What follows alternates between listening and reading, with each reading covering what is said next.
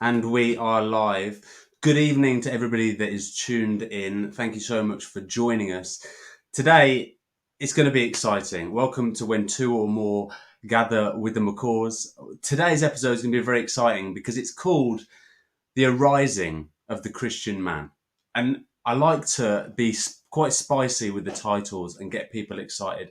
But I'm really excited about the thing we're talking about today because it's really important that as Christian men, we understand what it is we're striving for, what it is we're going towards, because how do we change our day to day if we don't know what it is we're living for, our standard to aim for? And so, what we're going to be talking about today is a very, I would say it's quite a controversial topic in today's world, but it's one that we should have a grasp as Christians, as Christian men, what that looks like and how do we get there. And today I've invited a very special guest on today. His name is Jorge Cruz. I'm going to bring him in right now. But before that, I just wanted to let you know that if you are watching live, you could hit a thumbs up on the YouTube channel, subscribe as well. That would be absolutely fantastic. And if you're listening on Spotify, or Apple Music, if you could rate this, give it a star out of 5 would be fantastic. That really helps us get this message out to other people. Without further ado, let's get into today's podcast with Jorge Cruz. In you come. Hi, George. How you doing? Hey, pretty good, and you? Good. Very good. Very good. What did you think when I said to you today? I'm looking for people that are talk about men and to grow in the Christian faith as a man. How do you feel about that?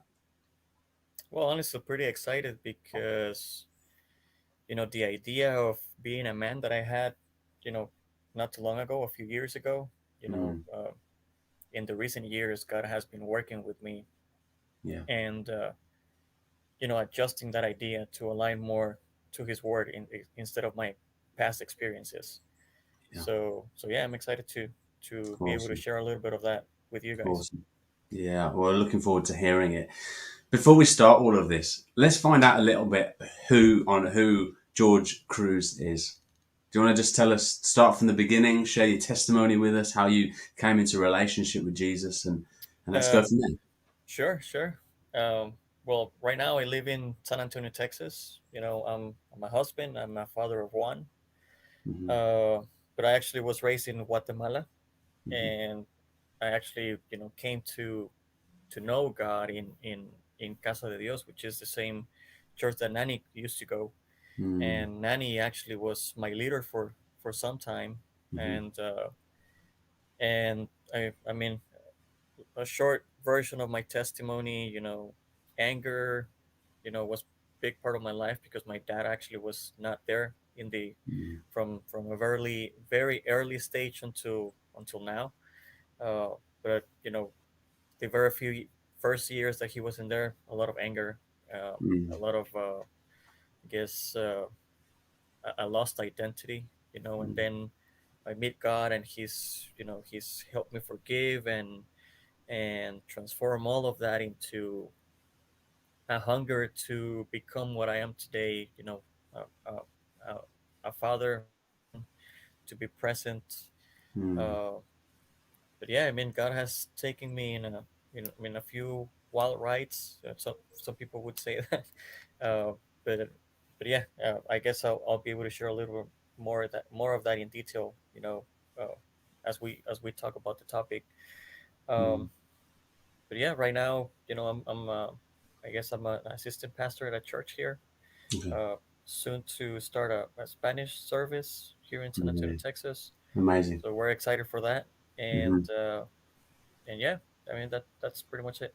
Yeah, yeah, no, fantastic. What foundations did Casa de Dios lay for you when you were there?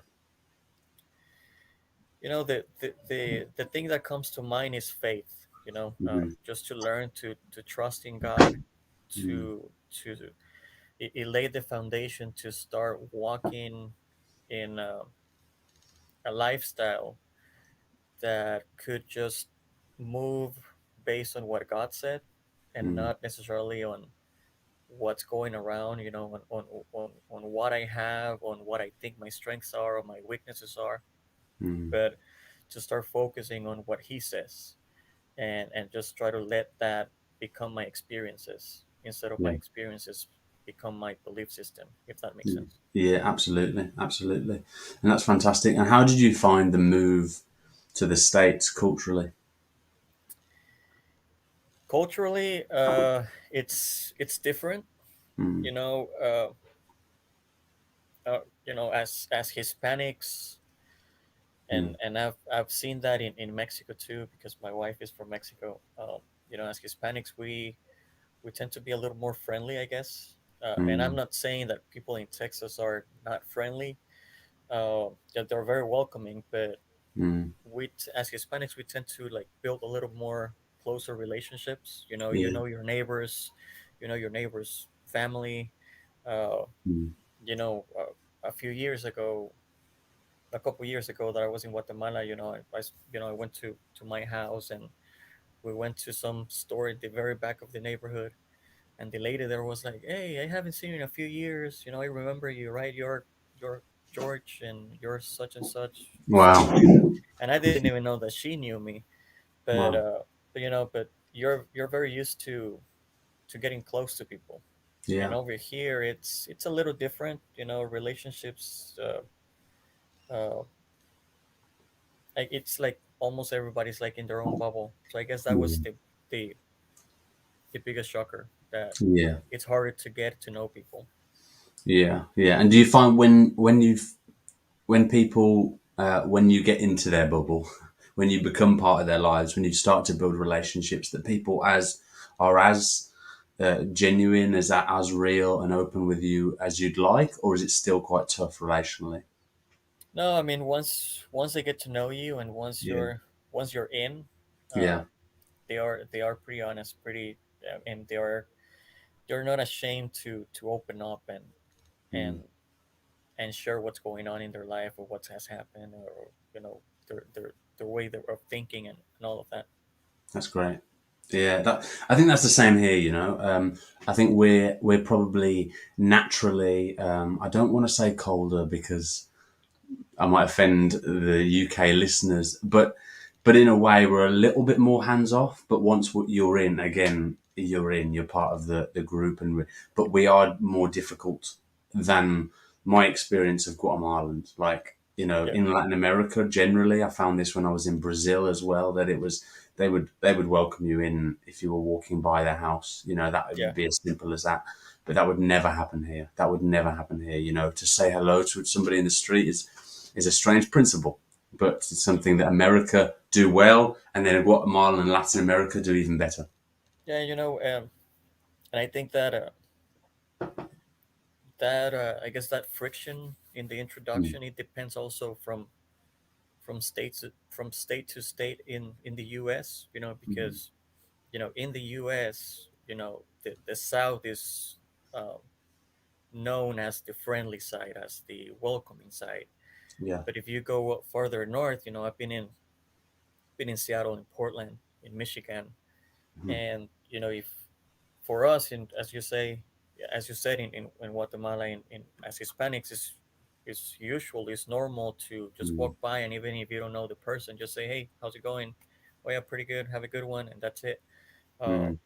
but like I remember, especially in Seattle, I was like walking on the street, and I would just say, "Hey, how's it going?"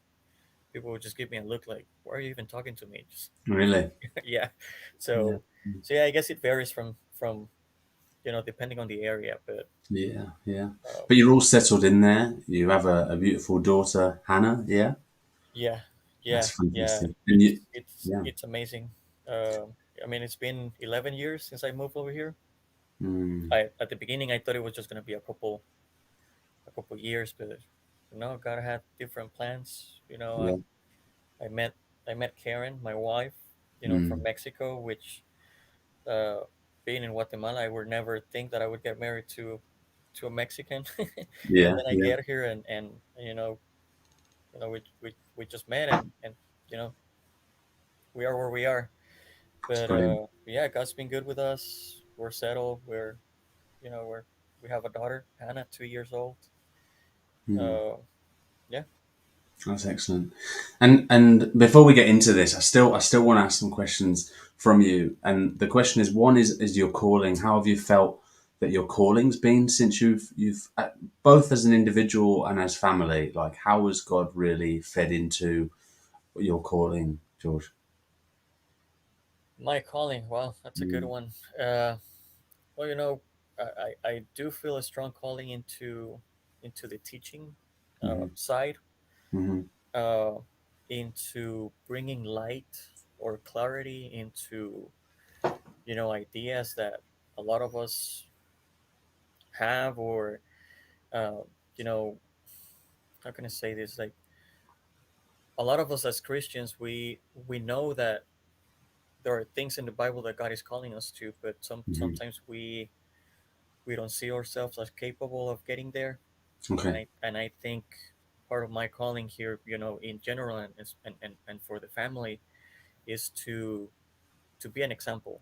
Okay. Mostly, more than spending time from up there, trying to explain to you an hour a week or 2 hours a week. Mm-hmm. Um, it is mostly to be the example of Mm-hmm. of breaking the The the mold. normal way of Mm-hmm. doing things.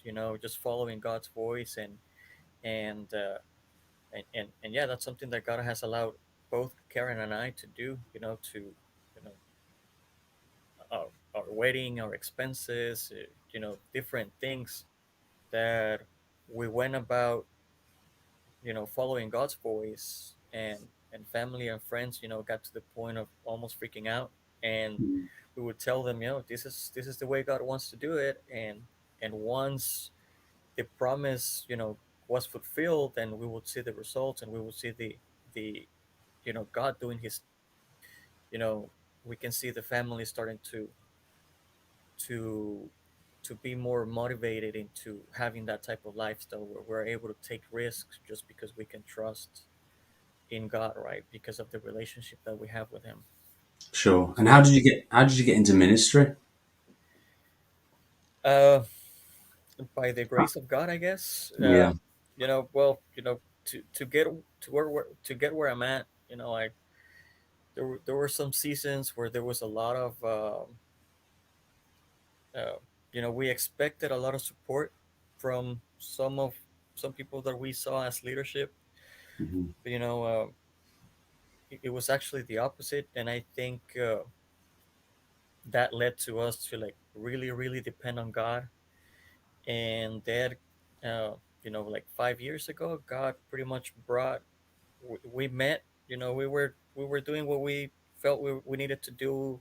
In the streets, and it so happened that we met, the lead pastor of our church now, Mm-hmm. and they welcomed us with open arms, and we started getting involved, and little by little, and then before I knew it, he started introducing me as assistant pastor, and I was like, oh, okay. And yeah, it Wow. was it was the grace of God, honestly. Mm-hmm.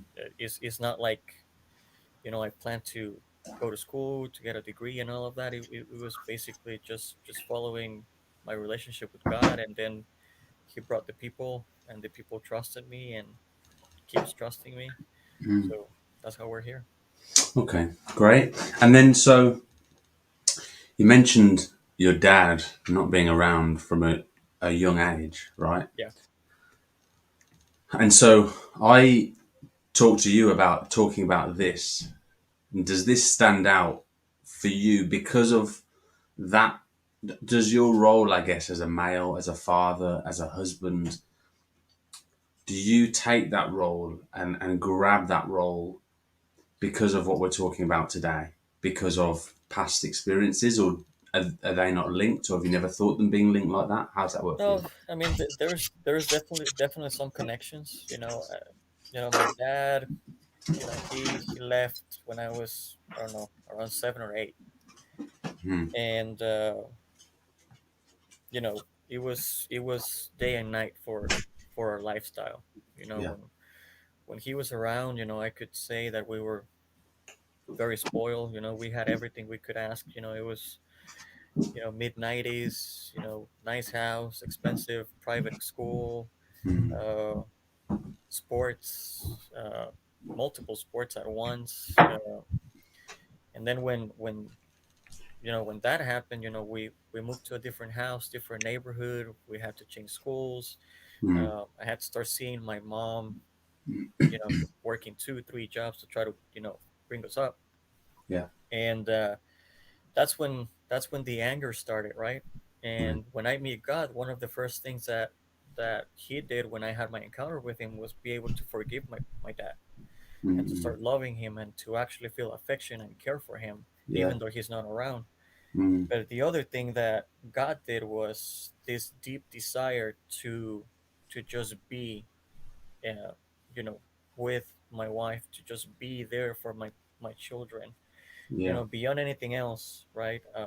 Of course, the desire to provide for them, to care for them, to protect them, and all of that.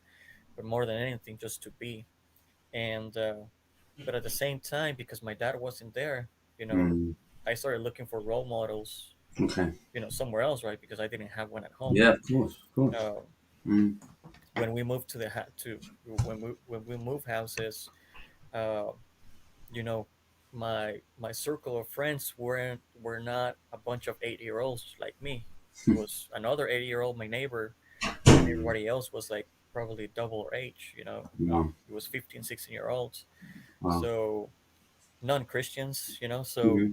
uh, also in a neighborhood where gangs were starting to become popular and stuff like that. So the idea of manhood, uh, it was the complete opposite, to what God would put on your heart. Yeah. So as I said, as I started pursuing my relationship with God, little by little, He started chipping away all those things. Mm. And most recent years, as we were getting closer to becoming a family, and then parents and all of that. God's been working with me to change a lot of those ideas, and to become a man according to His will, and not to my past experiences. Brilliant. Brilliant. It's interesting the transition from past, but to hear that out, how things from the past really do. We talked about Tali and Nanny talked about this last week. Actually, just like forgiveness and things that we can hold on to from the future and from the past and into our futures. And I think it's a big factor. But for me, it a lot of the time we can use what's happened to us in the past to kind of fling us forwards into God's purpose for our future, which I think is Yep, fantastic. for sure. So today is the arising of the Christian man. And so, we've both been on a process where it's like, okay, we've had one extreme, we've had another, and we now cling on to the other, the most recent, the Christian man identity. And there's a target in which we go for. And what we're going to do is I'd like to just kind of talk about 4 points today in which like I might miss something, to be honest. Today I might be missing something completely, but they're just 4 points that I thought would be really valuable to talk about and to hear your experiences on, your stories on, and just to hear your opinion on. But we have this kind of, I know this is, I said earlier that this was a controversial topic, and I mean that because we live in a world more so now that tells us that there isn't really a standard for, like, the term man up. You know that phrase yourself. Oh, you need to man up.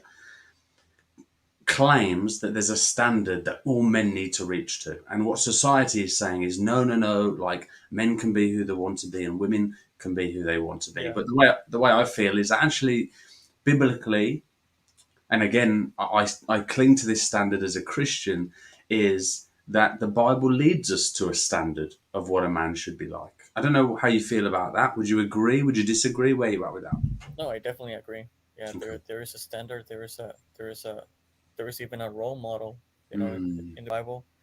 Um, so yeah, I definitely there is a standard that we should all aim for, um, definitely, to become who God created us to be. definitely. But I don't think it's I think it's worth engaging people that are Christian and non-Christian with these ideas anyway. Like, where do you think we get this idea of what a man should be or shouldn't be? Where do you think that comes from in today's society in the world we live in? Well, in today's society, I think Mm, which is I would say that it's not seeking for God's counsel in the decisions that are being made mm, or want to be made.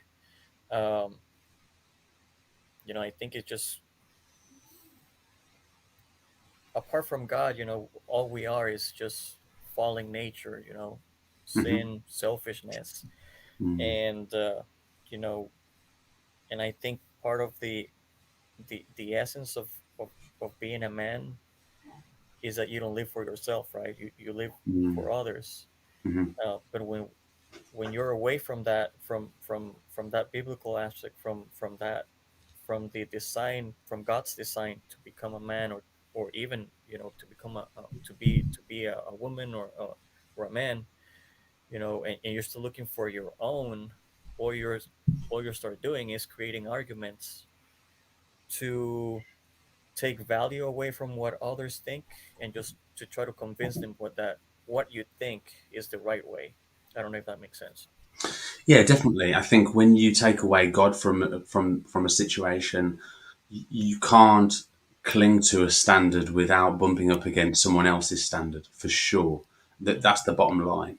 Um, I think what's important is to realize that without God, people still get an idea of like you think about people that haven't been brought up with church that don't have any expectations on anything, um, will go along with things, but they do have. We can picture. To me, I feel like there's almost two extremes. One side of the extreme, so we say the left side. I like using my hands in these videos. Yeah, I'm going to just fit the graph. I keep moving out of it. But you've got the left side, which to you is the right. But there you go. We won't argue about that.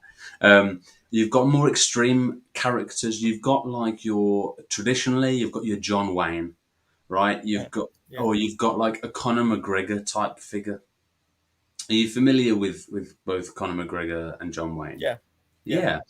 They're like, or they come across as, I think that's the most important phrase here, is they come across as men's men, right? You go out, you do this, you drink, you fight, you do all of this, you stick up for what's right. They come across with that persona. And on the other extreme, you've maybe got like, and I won't name people because I probably couldn't think of good examples solidly, but people that are more kind of fearful, more passive, more we'll let this kind of happen. And yeah, so I think we get this idea of males from things like films, TV programs we watch. We see the draw between the two extremes, and I think it's important. I think it's important to think about where we want to go with that. And I think the reason we talk about the society we live in is it helps us focus on where we're at, but two, they're the people we want to communicate our faith to, and I think that's really important. The goal, I guess, and you smashed this on the head just now. The goal is that we should look like Jesus. Where do you think, if I put that kind of graph out, where do you think Nanny and I were looking at the culture that Jesus was brought up in last night?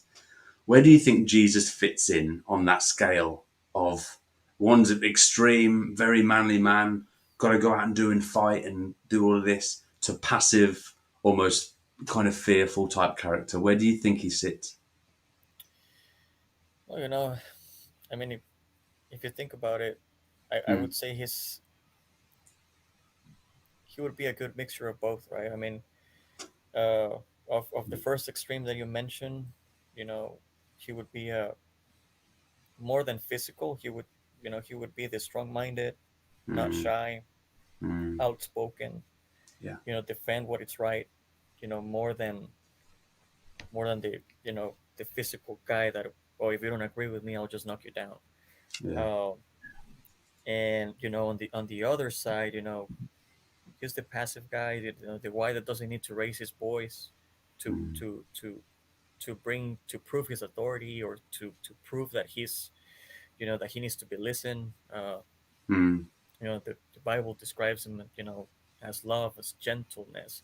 That is his mm, gentleness what brings us to a change of mind. So, I think he would have a little bit of both, um, without the physical aspects, because we tend to associate also a physical aspect to both extremes, right? If we mhm, think of, the MMA guys, the manly yeah, man, mm, we think of big guys, buff and everything, and mm, if we think of the shy guys, we think real skinny. I don't want to describe anything, but uh, we also picture a certain type of person, but I think Jesus will have the character of both combined, uh, if that makes sense. absolutely. And that's exactly where I would stand on the whole thing as well. I think Jesus, in a beautiful way, manages to pick up both those characteristics, but at the right time, in a way that he's protecting. Whereas, you've got your kind of the strong character would be, that strong fighter, the film hero would be Yeah, protecting of the people he's responsible for. But you've also got in a beautiful nature acts of service where he gives up, where you wouldn't see these strong people doing because that would be considered as weakness. And that, to me, encapsulates really who Jesus is in his character, and really um, fills me with hope, and allows Jesus, in comparison to other religions, stand out, because he knows when to. He leads by example. He yeah, leads the right way, but also isn't afraid to put his foot down when he needs to. And as I said, the reason all of this is important is I believe that it helps us act and communicate to the people around us. The goal, in my opinion, is that we should be like Jesus. yeah, Knowing when's right to do those things as men, and when's the right way to sit back and love people.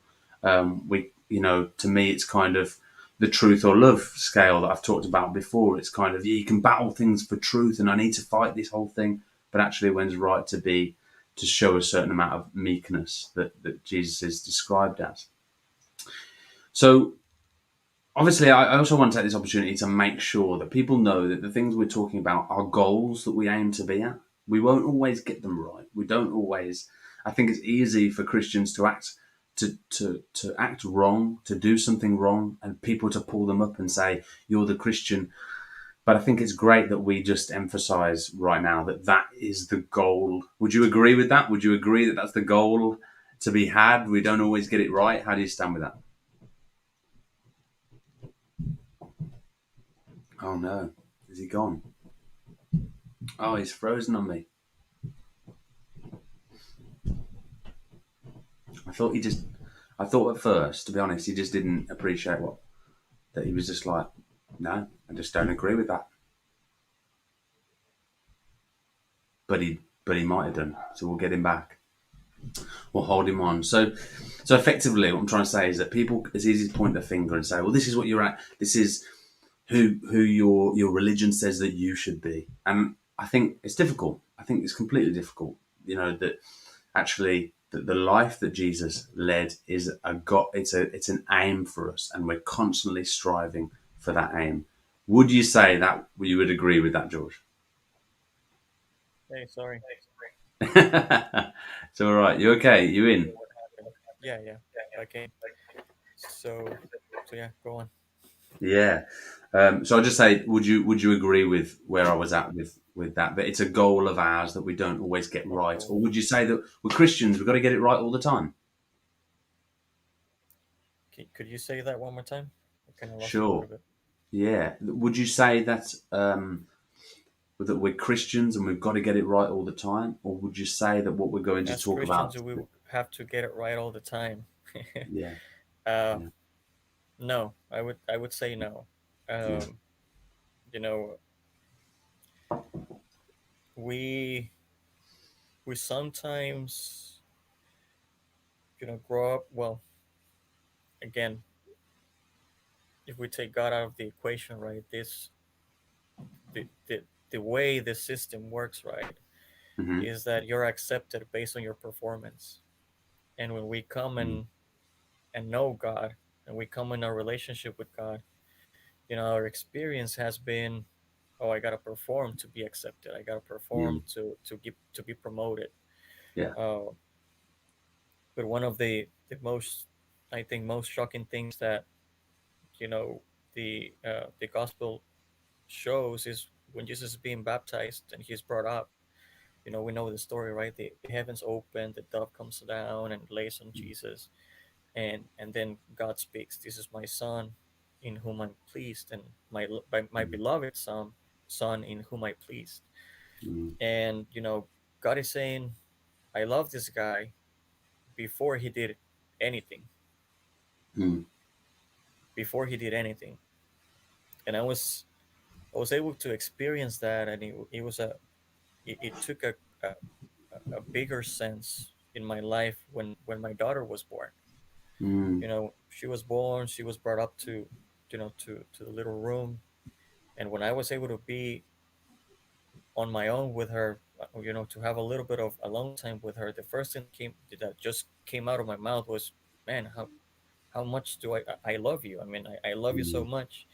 And it shocked me that she hadn't done anything yet to deserve my Yeah. love, where she hasn't, she's just there. Yeah. And I'm so in love with her, right, just because of who she is. Mm. And I think the first thing that we need to understand as men, as Christians in general, is that God's love for us is unconditional Mm. because of who we are for Him, not because we have a week, a month, a year without making a mistake. Yeah. Yeah. Yeah. That's good. Really good point. I think that's something that people carry with them. I think when you said earlier about making clear the things that we've got in the back of our minds, I think that's a big one for people, for Christians even. They're holding on to a lot of things that have been before, and we want to allow and encourage them that actually, you're never too far gone, that God never lets go of you because of anything you've done. I think that's valuable. Mhm. So the first one I've got, the goals of a Christian man, we're going to talk about is the Christian man commits to spiritual discipline, knowing what this looks like through Jesus. So, George, what does spiritual discipline mean to you? What does that, when I throw that term at you, what does it mean? Discipline is just put your relationship with God first above anything else. Hmm. Yeah. Uh, and and I guess emphasis on the word relationship, right? Uh, Okay. there was a time where I guess I would be a frustrated Christian.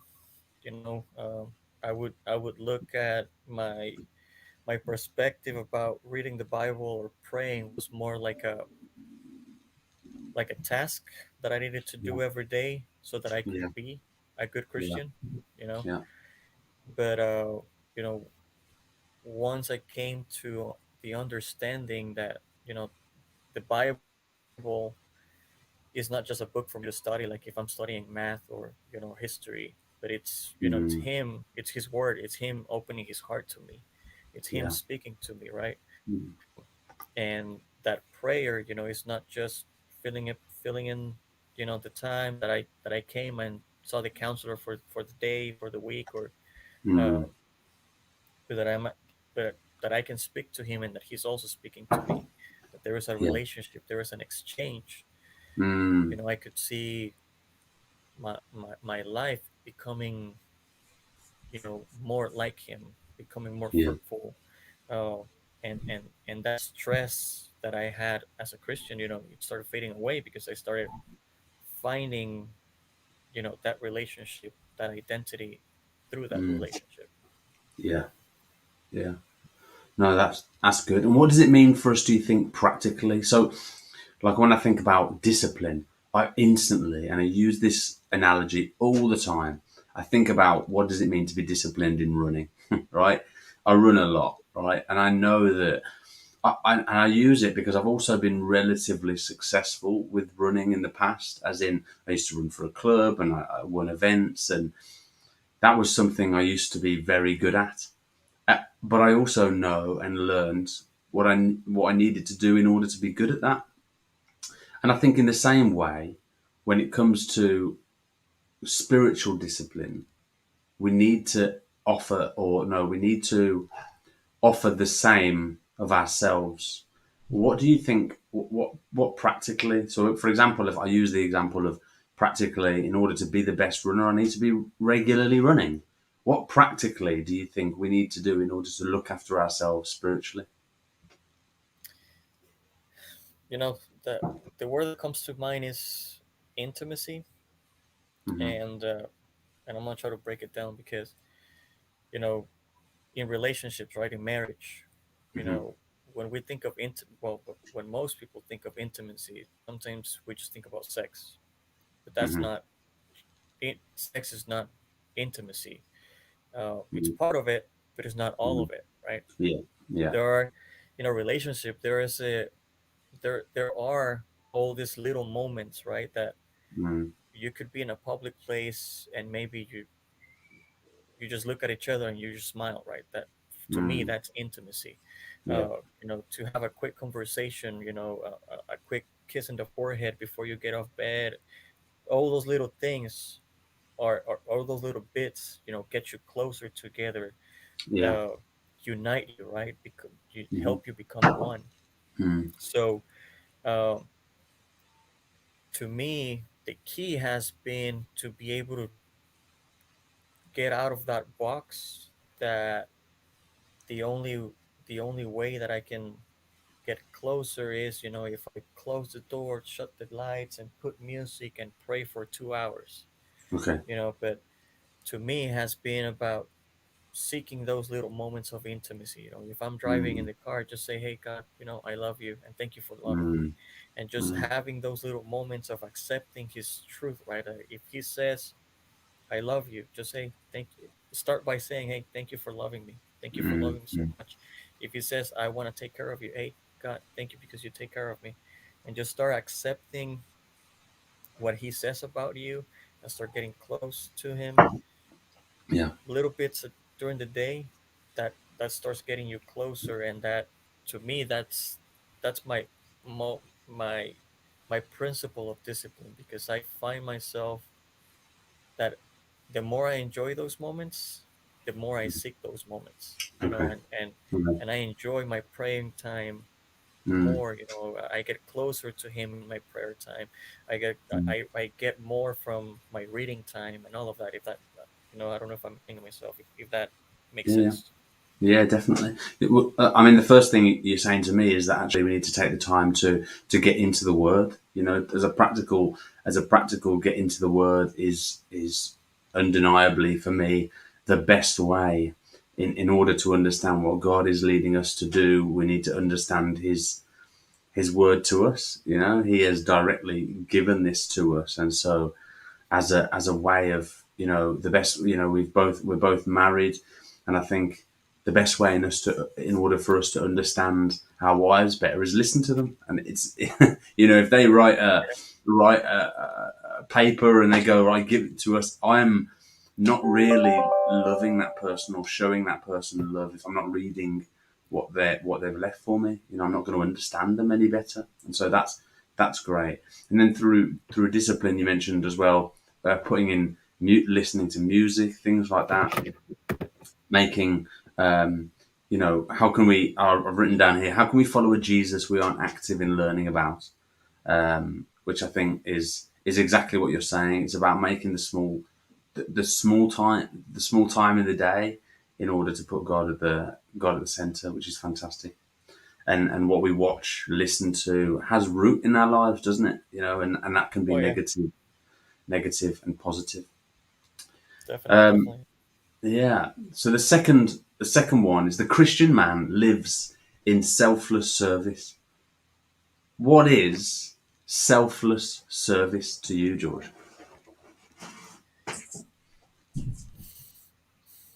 You know, basically learn to give without expecting anything back. Okay.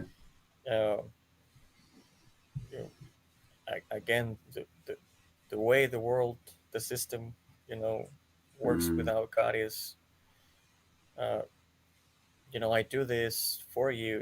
You scratch my back, I'll scratch yours. You Yeah, got the my back, return. I'll get Mm. yours. Yeah. And we see marriages being built Mm. on convenience. You know, Yeah. on you know we mix the idea of love with need, right? Because we say, "Oh, I love this person because gives me, makes me feel, Yeah. provides, It's a selfish love, allows isn't me, yeah." it? Mm. Mm. And when one of my favorite verses is Philippians 2, where it says, just make my joy complete, and don't seek for your own first. Put others Yeah. first, put their interest first, Mm. and have the same attitude or the same mind as Christ, right? That Mm. being God, he emptied himself from that and came to serve. He came to provide for us. So as men, in general, I think uh, we need to learn to be selfless. To Mm. to you know Once we go through point one, right, where we start devoting ourselves into His Word and what He says about us, and we start receiving all these good promises, right, Mm. uh, that He'll provide, that He'll take care of us, that to seek His will, right, and His will is to serve. Um, if we allow ourselves to go into that, into put the interests of others first, that at the same time we're allowing ourselves to experience, the provision, Yeah. the care that Mm. God can, gives to us. Yeah. Yeah. No, absolutely. We look obviously through Jesus, the living example that God gave us in His Son is the fact that He constantly gave Himself for other people, even washing His disciples' feet at one stage, like which if you look at it non-culturally, it doesn't sound anything, but obviously in the culture it was in, it was done by the bottom of the bottom, and he took himself there, in order to serve the people around him. And so I think it's just, you are right. Like, we can be so self centered that even when we do things, we do them because it's about return. Yeah. Um, it's about what we get. And really, what the Bible's leading us to and what we see through Jesus is his attitude of we give, we give because actually he once gave for us, like we're given to already. And actually, we have an opportunity to show our faith through a situation and to share God's love by going, yeah, we just want to be able to serve you and be an example of God's love through that, which is absolutely fantastic. Learning, though, practically learning that it's not about me. It doesn't matter about how our needs are being met. It doesn't matter about where I get hurt in certain areas. The focus isn't me. Is difficult. It's really difficult in practical terms, isn't it? Oh Um, yeah. but that's the It, goal, isn't it? Like, it's about me dying and serving and giving to those around us, isn't it? yeah, it's definitely difficult, um, Mm, because you're going against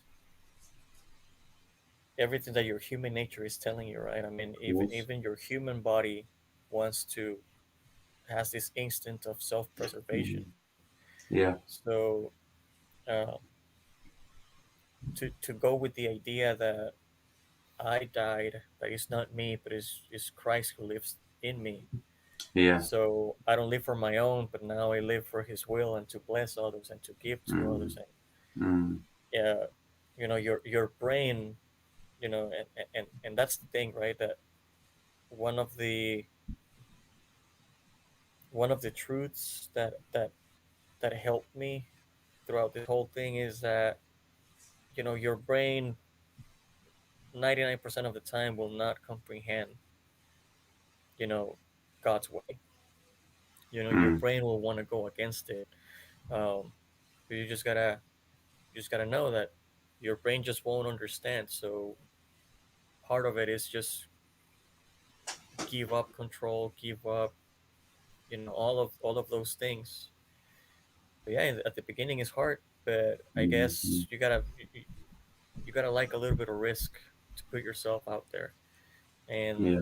and as I said, once you start stepping into it, and once you start putting yourself out there, you allow yourself to experience, the Hmm. promises of God.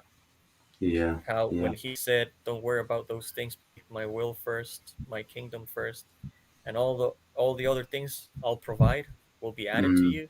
Mm-hmm. Uh, Again, once you take the first step, and you start experiencing that addition from God, that boosts your faith, and encourages you to continue doing it. But all it Hmm. takes is just to wake up one day and say, you know what, today I don't want to live for myself. I'll try to bless others before I bless myself. Yeah. That's good. That's good. Oh no, that's fantastic. In Mark 10:45 it says, "For even the Son of Man did not come to be served, but to serve, and to give his life a ransom for many." Let's look practically, George. You're a husband. You're a father. What does it?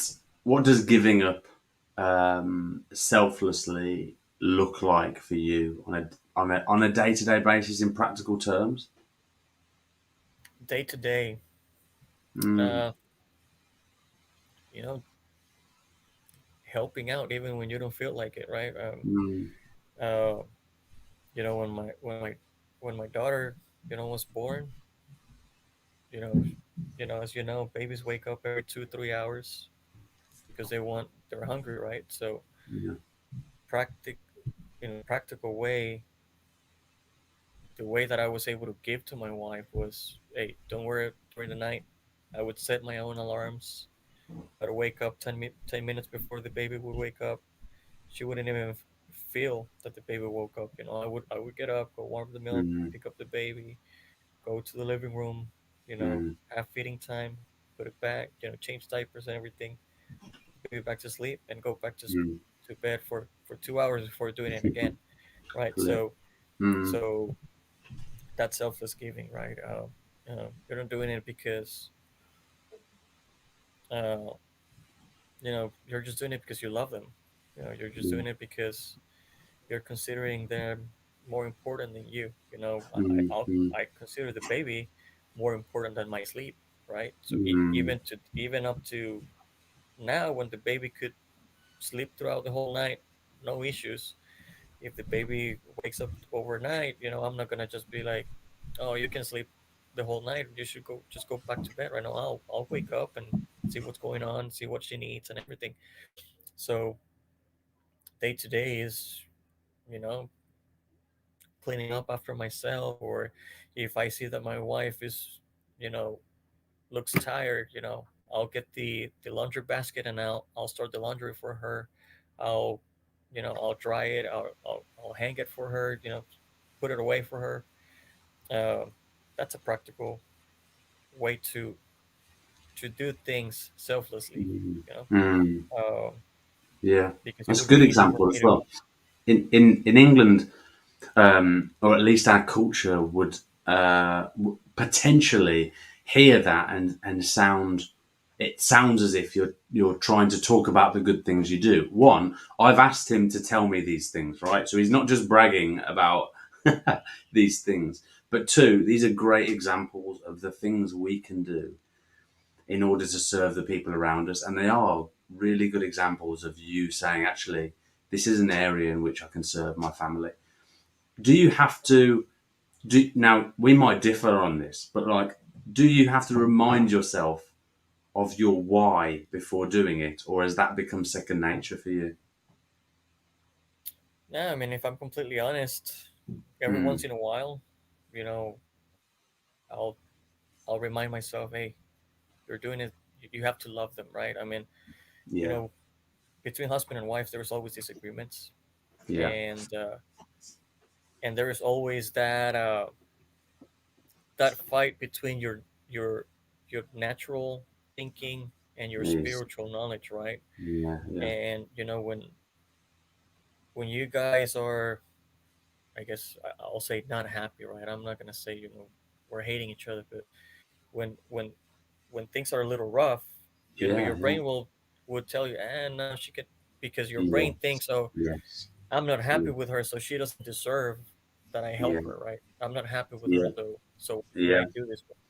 That's right. And in those moments where you have to pull yourself back together and and recognize and yeah, often remind yourself, I'm not living. I don't want to do things because she deserves it or because the natural way. I want to do it the godly way, right? And Yeah. as a husband, God is just calling me to love her, to serve her, just the Mm, same way that Jesus loved us, the church, right, and served us, mm, the church. So I'll put my pride away. I'll put my anger or whatever away, and I'll do it, right?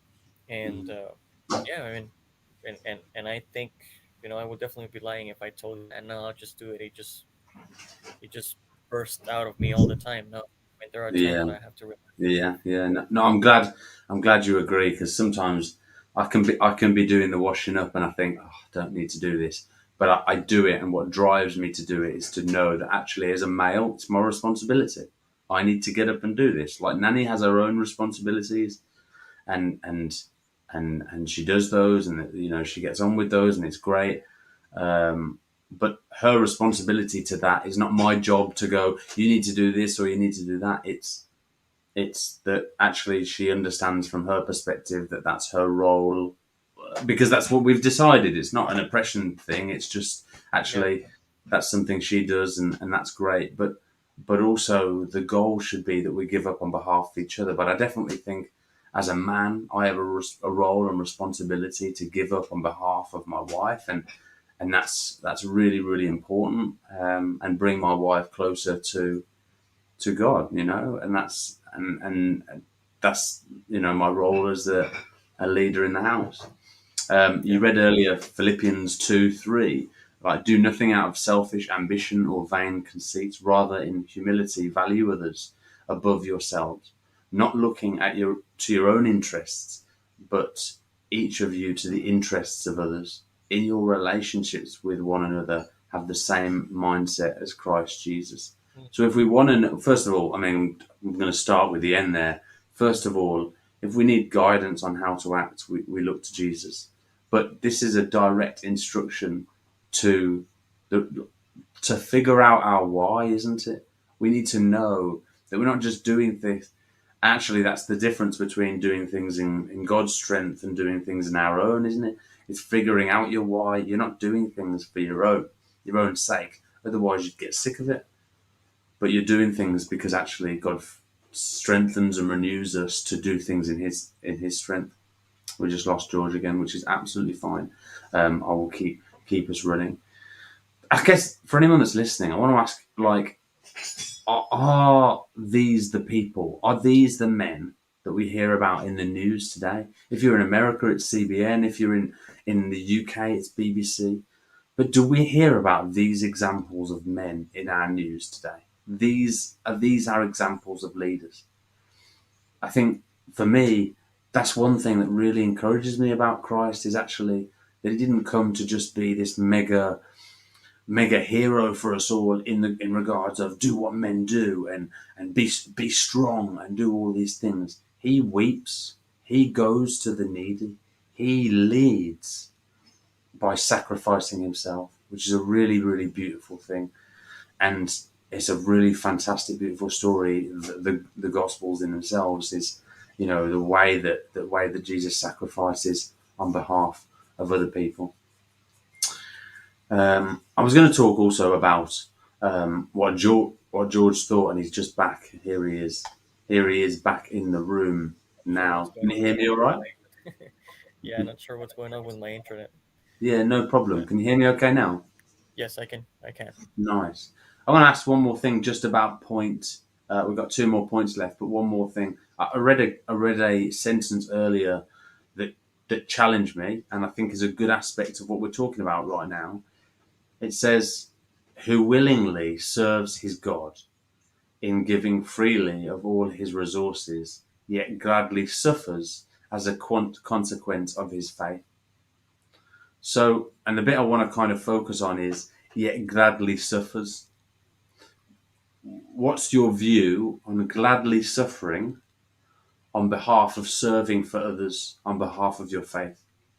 Where do you think like what does gladly suffering look like, and where should we be at with gladly suffering? You know, it makes me think a little bit of the the two or three verses before. You know, you know, it makes me think about Philippians Mm-hmm. 2:1. Mm-hmm. You know, Paul is asking two, three, or four questions that I think a little bit sarcastic. You know, Mm, because he's asking, you know, is there any consolation in Christ? You know, is there mm, any joy in Him? mm, And I think they are sarcastic because, you know, wh- when you have this encounter with God, when, you know, anyone who has had an experience with the presence of God, you know, mm, knows that even if it was 30 seconds, 2 minutes, an hour, mm. you you could say that that is, you know, the best feeling ever, right? That, you know, Yeah.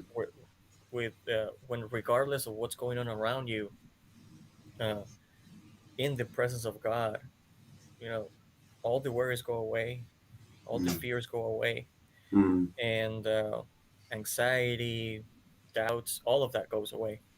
yeah. So when I think about gladly suffering, you know, you know, I just see it as, you know, there's been times where, you know, my wife and I have been saving money for X or Y reason, and we'll hear or we'll come to know about someone's necessity, right?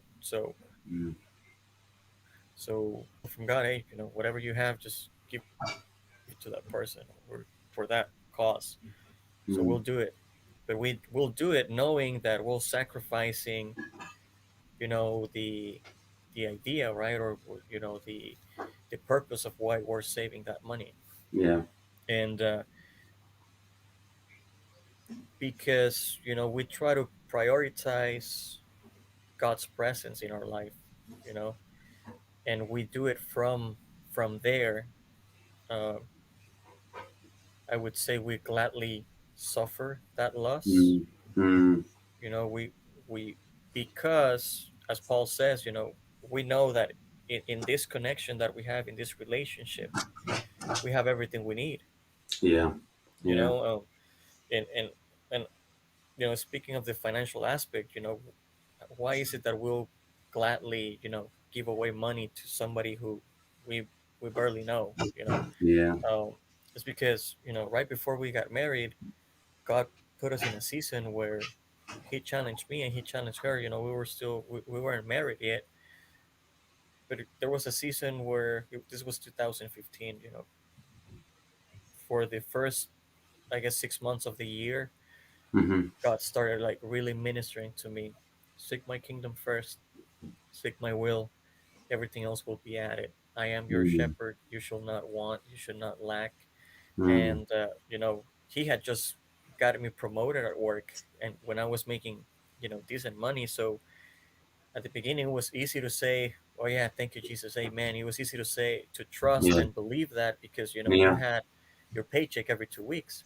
Yeah. But at the end of the 6 months, He says, so do you trust me in this? And, you know, I said yes. So He said, well, you know, quit your job. And that was the season when I was starting to think about proposing. And, you know, as I Mm, mentioned, you know, after I forgave my dad, you know, I had these desires to become a family, you know, a family man, to provide for them. So my yeah. questions were, well, God, you know, I want to propose. You know, if we get married, where are we going to live? How are we going to eat? You know, my children, all of this, Mm, right? And all He mm, said was, I got it. I just felt Him say it that way. I got it. mm, uh, so, you know, I spoke with Karen, you know, because, you know, we knew that we wanted to be together.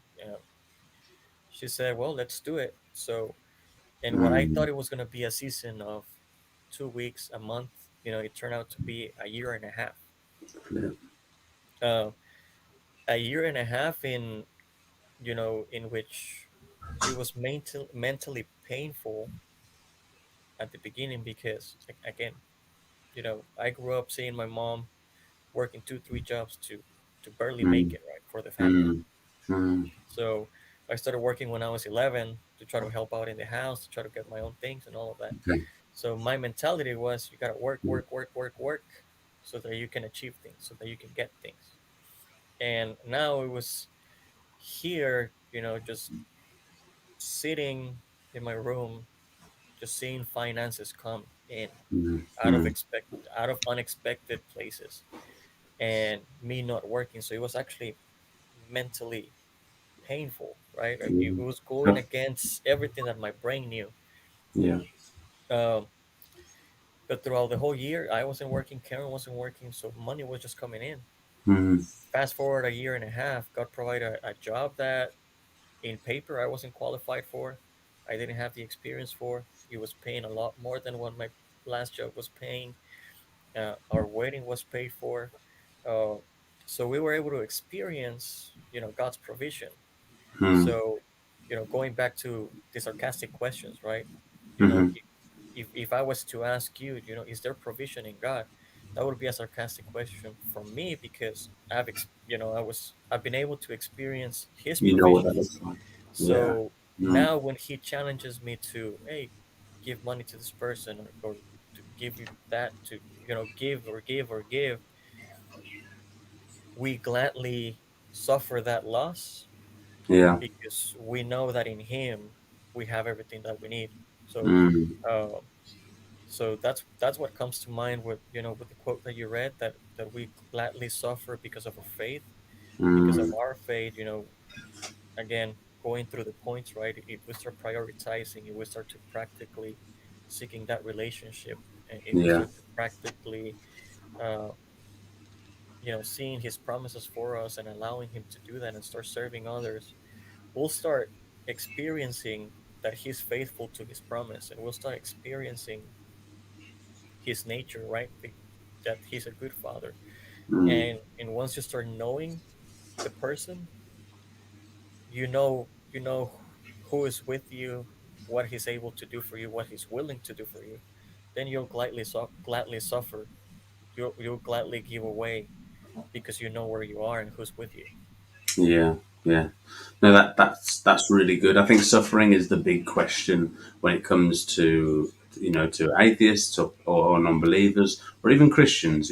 Difficult times come, and I think we need to be firmly rooted in this idea that actually becoming a Christian or being a Christian isn't without suffering, but what it does give us is a rock to hold on to during the storms. And that's the clear kind of definition of the story about where to build our houses on rock or on sand. And it's such a simple story, but it's so effective that actually what Yes, you're talking about is experience in which sufferings come your way, and actually where you as a family, you, Karen, and and now Hannah gets to learn that through you guys, but you get to see, actually, I know how this storm turns out. We right. can't stop the storm's coming, but we can hold on to the things that we believe in, and the things that the Bible tells us about what happens after the storm and where we should put this foundation here, Yes, definitely. which is incredible. Number three, the Christian man is a provider and a protector. So I'm going to start with a verse for this one. He must manage his own household well, with all dignity, keeping his children submissive. For if someone does not know how to manage his own household, how will he care for God's church? That's 1 Timothy 3:4-5. What does that bring to mind, George? um, it reminds me, Mm. of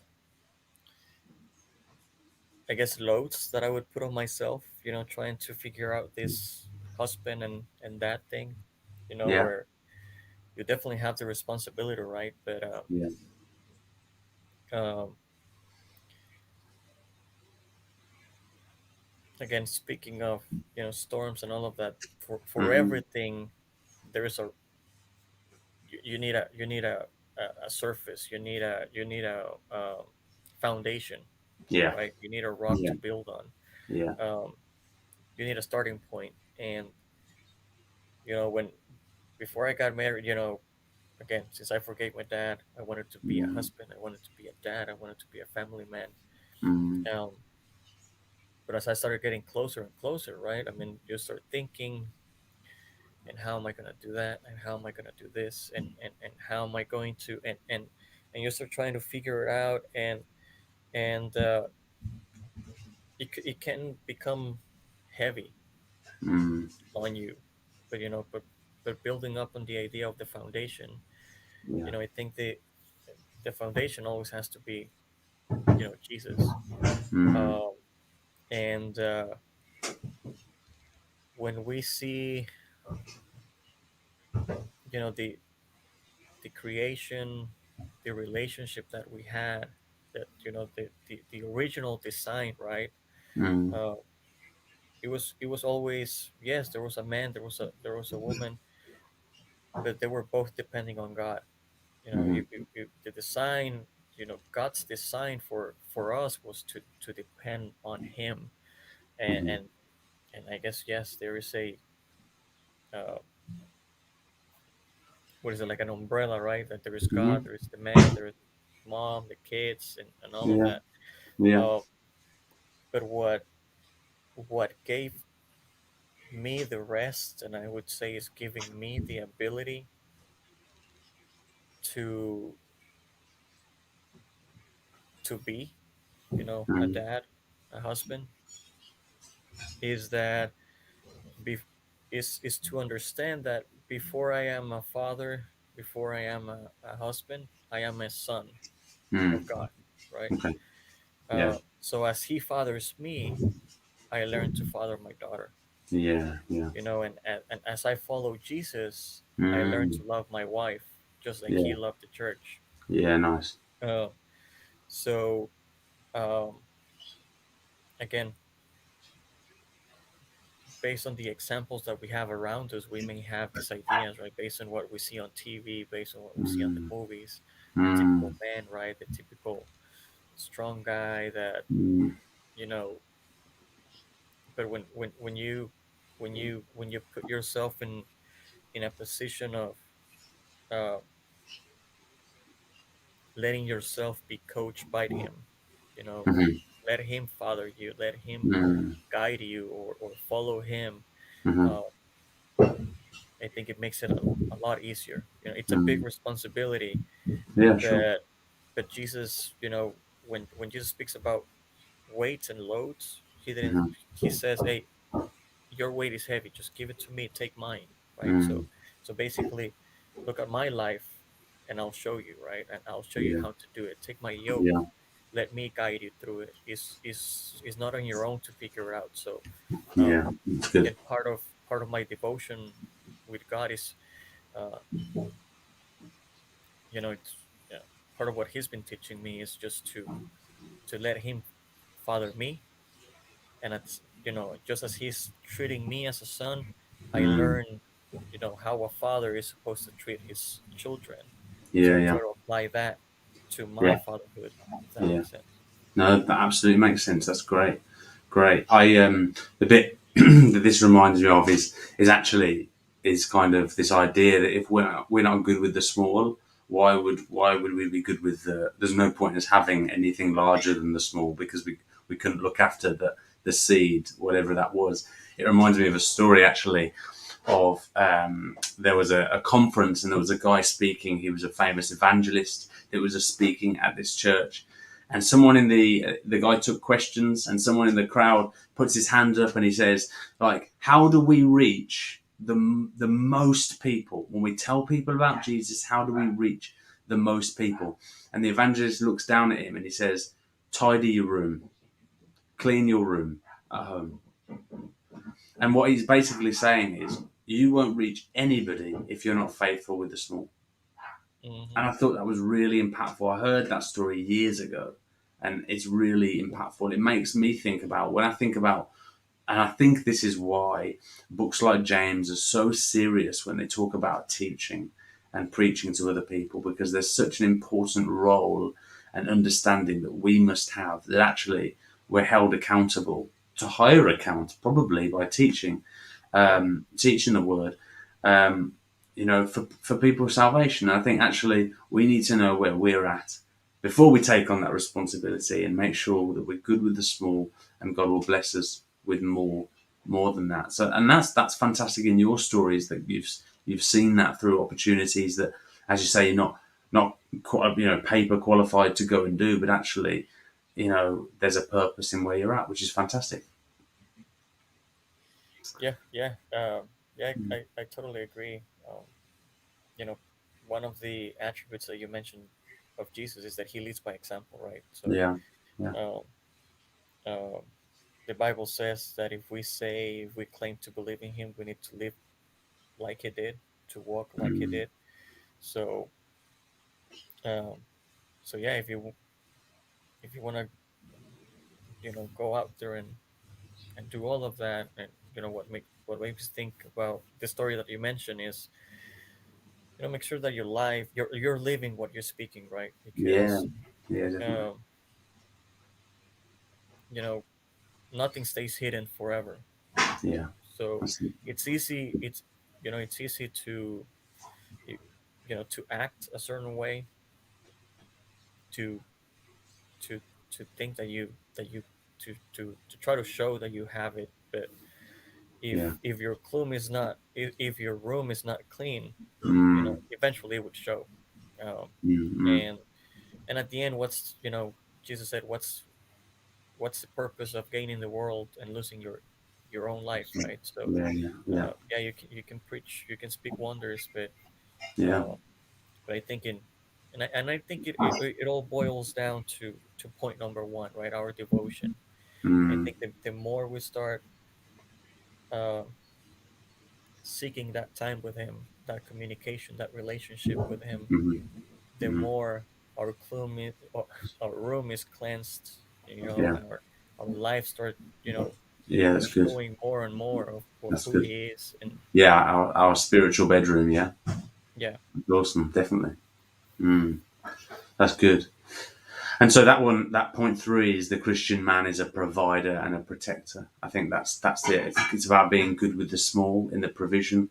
Um, and we talked earlier when we talked about Jesus and being the man and being um, getting that fine balance between defending what it is that's right to defend and loving when it's right to love wholly. And the fourth point we've got is the fourth and final point, and we'll wrap this up in a moment. Is the Christian man changes the focus of his efforts and priorities off of what the world values and back to what God calls us to. That was a long one. The Christian man changes his focus of his efforts and prioritizes off of what the world values, so moves away what the world values and back onto what God calls us to. So the Christian man doesn't get too focused on the ways of the world, but continues to be focused on God's plan for his life. How do you see that's played out in your life, George? I guess that would be probably the area uh, where God has worked the most in my Yeah. life. As, Mm. as, as I mentioned, starting with, you know, what- you know, going again with the story about, quitting my job and everything for a year and a half, right? Yeah. You know, the the world, the system, my experiences had given me this identity, this idea of how things need to be, or or how I need to do to Yeah. achieve something, right? Yeah. And and God started saying, "Hey, no, no, no, it's not that way, right? Yeah. Quit doing so much overtime, or quit Yeah. doing overtime. Start being more generous. like eventually quit your job. And um, the verse that comes to mind every time that we that I speak with anybody about our focus is Colossians 3:1. Mm-hmm. And I like it because, paraphrasing, it says, now that we have been raised to a new life with Christ, Mm-hmm. basically saying now that we're Christians, right? Mm-hmm. I like it Yeah. because that little phrase there puts us all in the same boat. Yeah. We are Christians. Good. Good But then start. and then it flips it into, even though we're in the same boat, Mm-hmm.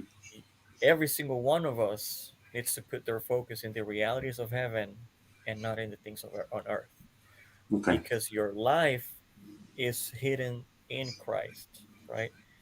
Um, so, so what is it saying? Basically, what your statement says: not to focus on what the world, the system, our experiences teach us, but to start shifting our vision to what He says, to what He's teaching. Mm-hmm. And I think it's is it First Corinthians? I think I was reading it not too long ago. Mm-hmm. First Corinthians 3:18 uh, says that if a man wants to become wise, he needs to become Mm. a fool. To be wise in God's eyes, right? Okay. Because, oh, let me see. Yeah, I think I have it here. First Corinthians 3:18 says, "Take care that no one deceives himself. If anyone among you thinks that he is wise in this age, he Yeah. must become foolish, so that Yeah. he Yeah. may become wise. For the wisdom of this world is foolishness in the sight of God." So, Mm. you know,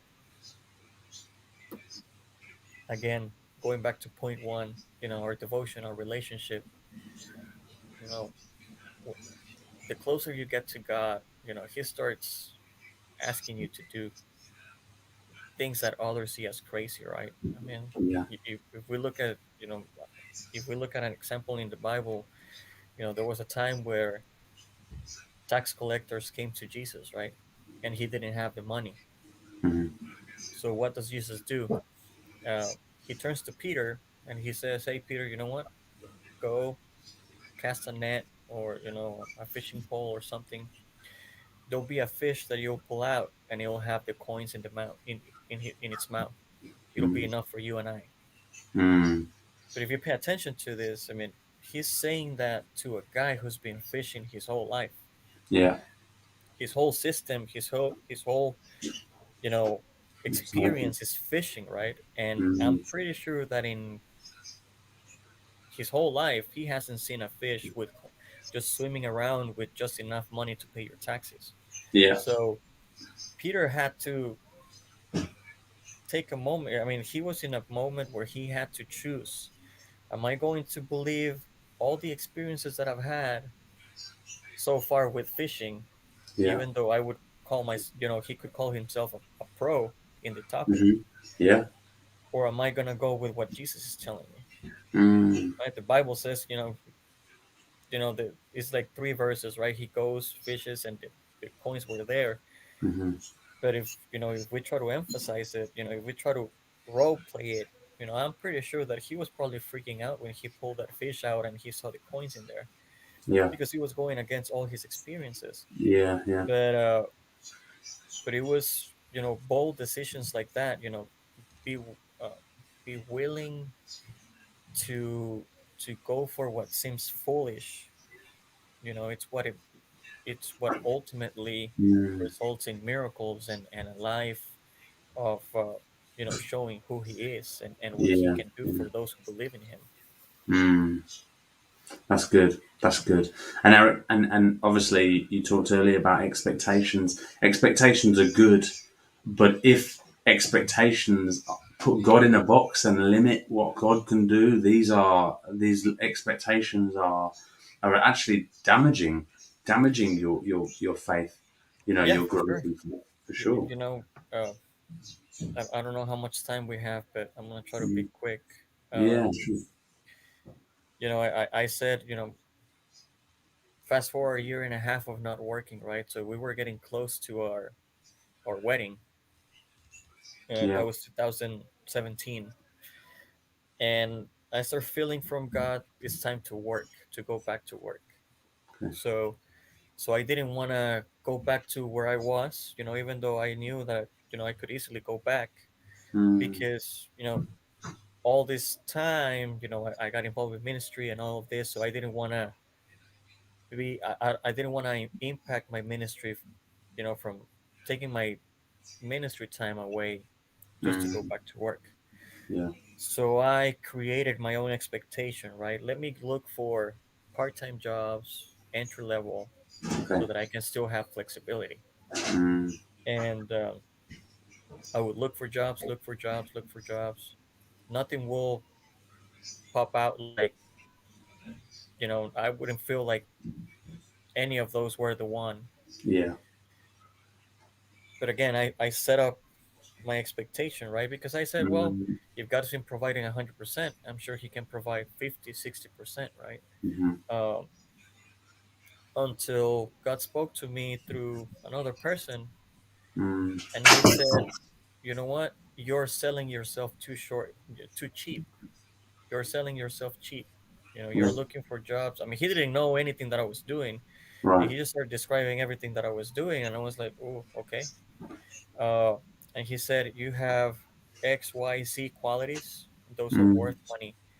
But the key yeah. word, what stuck with me was make a list of what you think you'll need, Okay. give it to God, and trust that He'll bring it to you. And that phrase, Mm, He'll bring it to you, you know, got stuck to me. yeah. So I went home and I started thinking big, right? Well, you know what? We might start having children, so I'm gonna need more than two rooms. I'm gonna need probably this much to pay. I'm gonna need this what, and I started describing it. Mm, Um, I even described the salary, and then I I pushed the paper across the desk, and I said, "Well, God, here it is. I'm not looking anymore." So for about a month and a half, people would ask me, "So you're getting married? What are you gonna do? Are you gonna work?" And I would mm, say, "Yeah, I'm gonna work. I'm waiting for God to bring it to me." And this verse of you gotta become a fool, to become wise, is, hits me because even I thought I was being a fool, because they would mm, get me a look like, son, it doesn't work that way, right? If you want to yeah. work, you gotta apply, you gotta interview, and all of this. Yeah. Yeah. Uh, long story short, fast forward a month and a half, we are in our I guess civil wedding, Yeah. the legal wedding. Yeah. Uh, I had 60 cents in my bank account, maybe. Uh, Mm, and there's a guy there, a friend of ours, and he tells me the same question. So, what's the plan now? And I tell him the same thing. He gives me a different look, and he says, "On Wednesday, can we meet?" Sure. We met on Wednesday. He went and showed me around, where he was working. We went out to eat, and he said, "I'm showing you this because I need someone to be here, and this is what we offer. That what mm, what they were offering was below what I had asked for. It mhm. was more than what I was asking for at the beginning.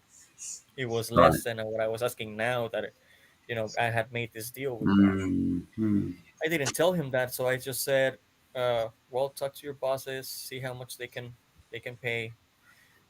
We talk about how I didn't have the experience, I didn't have the degree that they needed, I mm, didn't have any of that. But he's a man of faith, so he said, I really think that you need to give it a try. mm, So the only obstacle was the number, right? The salary and all of that. yeah. I said, go back, figure it out, let me know. A couple days go by, he calls me back and he says, hey, can you start next week? And I say, I'm sure I can, but what happened after? What are the numbers? And he said, oh yeah, yeah, I said we could pay you this, but we are actually gonna pay you this. We can actually pay you this much. Mm, And he more. hit the number. He Mm, hit the number. My in-laws were with me that day.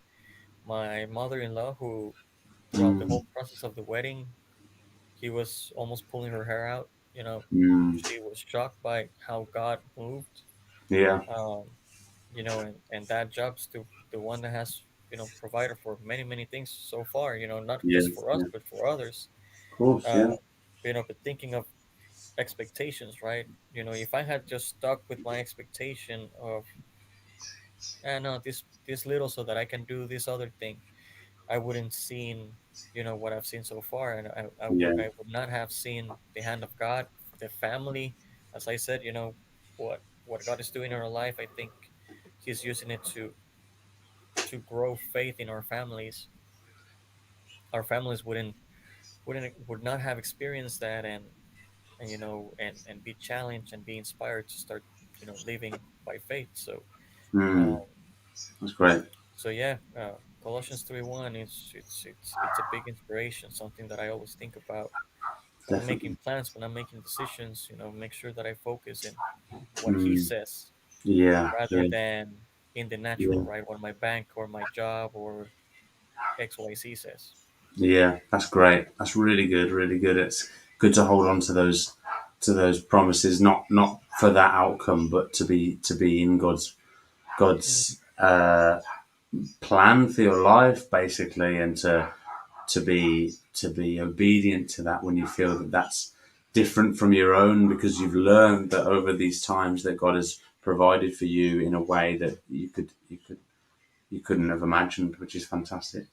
So I'm just going to go over the 4 points again, in which we feel like and we've been able to talk about today as we come to a close. And the 4 points really being the goals of a Christian man. Of course, as mentioned earlier, I could have missed some, but I just felt today as I was writing a plan that these were four in which we could talk about. It wouldn't be too long, wouldn't get into too much, but we'd be able to still capture what they mean and what they kind of what they mean for our day to day, which I think is really important. The first one, the Christian man commits to spiritual discipline, knowing what this looks like through Jesus.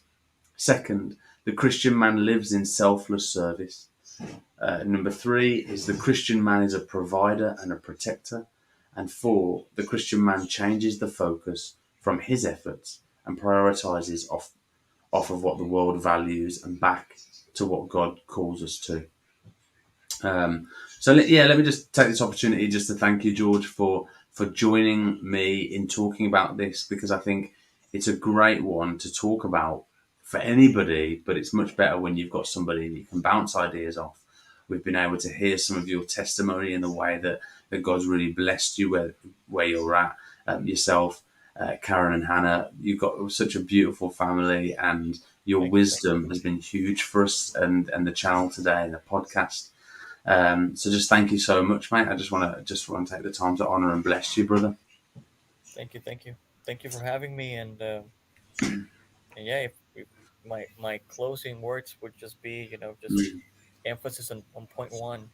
I mm, think, you know, that relationship uh, is what is where everything else flows from. yeah. Figuring out how to provide, how to protect, Mm, how to lead, how to focus in the yeah. important things. Everything flows from relationships. So those That's will be good. my closing That's, words. So yeah, thank you that's for good. having me, and Mm. sorry for the couple interruptions that we had, but yeah, thanks for having me, man. It's a No pleasure. problem. No problem. It's been a blessing. Thank you. Um, Yeah, guys, if you're not, if you've got this far, fantastic. Thank you so much. We hope you enjoyed the wisdom that George has brought to us today. If you'd like to just subscribe down below, hit the thumbs up where you're at. It helps us get this message out to people wherever they are. And from me, it's just been a blessing to be able to talk about this. If there's anything else you want to kind of hear about, please do let us know. And if you're watching, this is available on all podcast platforms. And if you're listening, then the visual is available on YouTube. But other than that, guys, thank you so much for your time. Bless you guys. Take care. Bye bye.